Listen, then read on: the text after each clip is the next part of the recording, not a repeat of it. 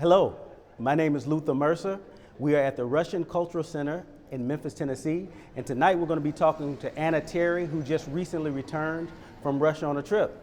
Anna, how you doing? Luther, good to see you again. Good to see It's been you. a little while. Good to see you. Well, you recently returned from Russia. Tell me a little bit about it. Yes, I did.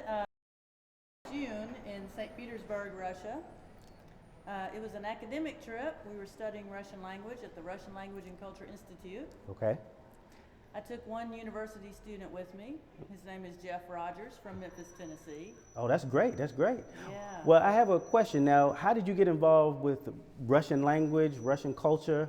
What's the background of this? Well, that's an interesting question. I first became interested in Russia, say, 2 years ago. I had always been interested in other cultures and wanted to learn more about the rest of the world outside of the southern USA. And when I met friends from the former Soviet Union, I started learning how different it was than my preconceptions. It just, became more and more fascinating to me. Oh, that's wonderful. So that was the beginning of the road. Tell me, how did you get involved with Russian cultural language? What made you interested in it? I understand you started a organization here in Memphis. Tell us a little bit about it. Yeah, my team and I opened New World Connection, and it's an American nonprofit company, in October 2010 with the purpose to build a bridge between cultures that were not familiar with each other. Because we knew just from our own lives that this is not going to happen on its own. You have to make a concerted effort. And we felt strongly enough about it to open a nonprofit company. And then New World Connection opened the Russian Cultural Center. Oh, wonderful, wonderful. Well, you just got back from Russia. Tell us a little bit about what did you do, what did you study, what were some of your impressions while being there? Well, I knew that as director of the Russian Cultural Center, I needed to upgrade my Russian language skills. And through Yuri Zaitsev of the Russian Cultural Center in Washington, D.C., we were offered the opportunity to go and study at a place called the Russian Language and Culture Institute in St. Petersburg, Russia, which is part of St. Petersburg State University. Okay. So we planned for 6 or 8 months. You know, we got our visas. There's a lot to do to plan for a trip like this. Absolutely. I remember because, you know, I visited last year, and so when I had to go into December, I remember all of the work that we had to get together. Maybe we're going to have to share some notes about our different trips, but I want to hear more about what you did. What did you do on the ground? Well, Jeff Rogers, a student from University of Memphis, came with me. He was brave enough to be the first one to go.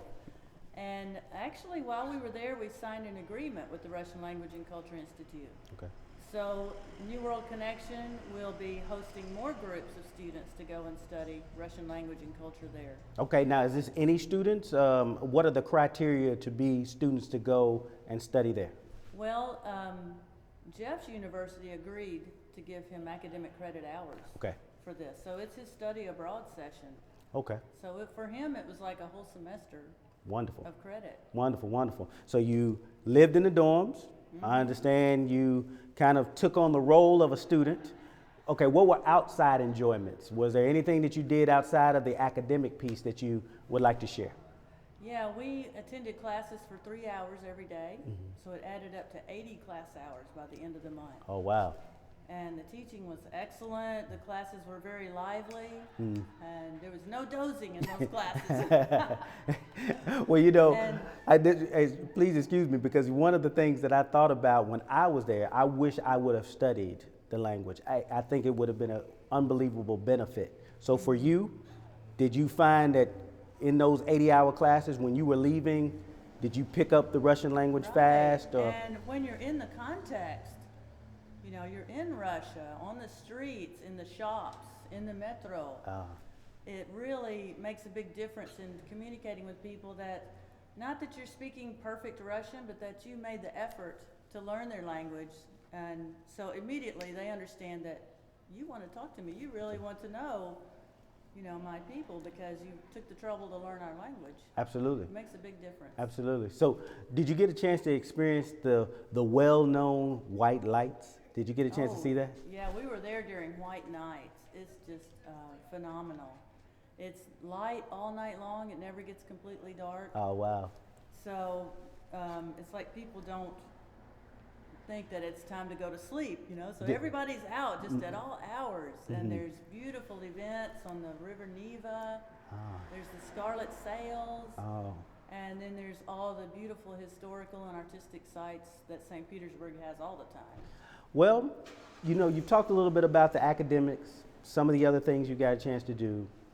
What is something that you think is really important that you'd like to share with someone who may be listening to this or watching about an American going to Russia, what you learned, or is there anything you want to talk about in relation to just the culture itself? Anything additional you want to share? That's an interesting question, Luther, because I think that getting to know the people is the way to understand a culture, not, you know, spending one day here, one day here, one day here, and just like most tours, just hitting the high spots. But you've got to immerse yourself, and getting to know the people is how I like to appreciate a place. And, you know, you can go somewhere and not understand the culture.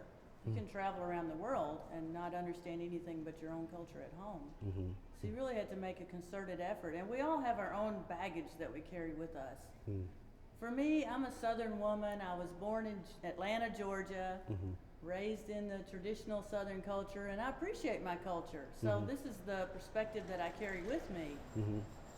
But it's also interesting to learn other people's cultural perspective. Absolutely. You know, I want to just say that when I was there, I felt the same way. You know, being a black man from the South, going to Russia, going to Moscow, traveling around during that time, it really, again, gave me a different perspective. I got a chance to really understand and know the people well. And so what I think you're doing here at the Russian Cultural Center, New World Connections, what you're trying to create here is absolutely wonderful. And I think it's a benefit to the community. Now, have you seen any changes in Memphis or any new things that's come out of having the Russian Cultural Center here? We've seen a lot more visitors come here. Okay. And people have kind of, so to speak, come out of the closet that have always been interested in Russia but not known what to do with it. Okay. You know, in my generation, we grew up not knowing much at all about each other, Russians and Americans, because of the Cold War, and all we knew was the propaganda.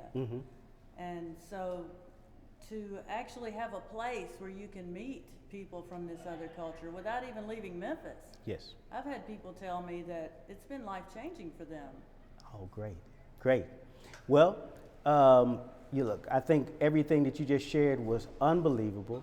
If you have a final thing you'd like to say, I think, you know, people would love to hear it. Is there any kind of final note of what you would like to share with someone about your experience and going forward what the Russian Cultural Center is going to do? Sure. I think that when you meet people from another culture, you need to just really make an effort to open your mind, to realize that they're not coming from the same background as you. They haven't been raised the same way, and there's, as we say in the South, there's more than one way to skin a cat. And so if we keep an open mind and draw what we can really appreciate from each other, then we all grow, we all benefit from our interactions. Now, what's the future events for the Russian Cultural Center? Well, like I said, when I was there, we signed an agreement with the RLCI. So we will be taking more groups of students there. We're working with different foundations and organizations and the governments of both countries.